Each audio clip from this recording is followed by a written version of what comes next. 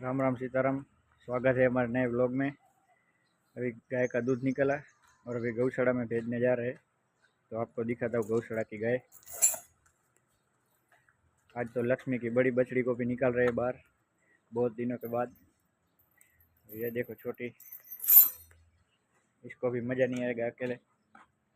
और अभी गौशाला में जाके आपको गाय दिखाता हूँ।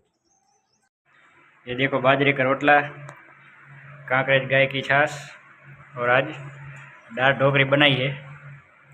अभी खाना खा लेते हैं, फिर आपको दिखाते हैं गाय। देखो अभी दोपहर के 12 बजे व्लॉग स्टार्ट किया है। तीनों को नहला दिया कंप्लीट।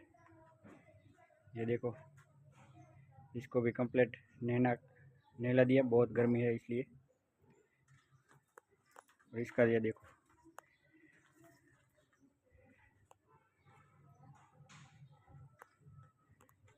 इसको भी नहला दिया।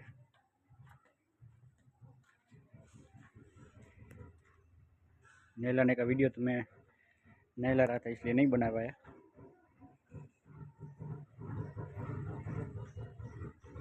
पानी पिला के कंप्लीट कर दिया है। देखो लक्ष्मी साइड में खड़ी है, उसकी बछड़ी गोरल हरा चारा पिया गया।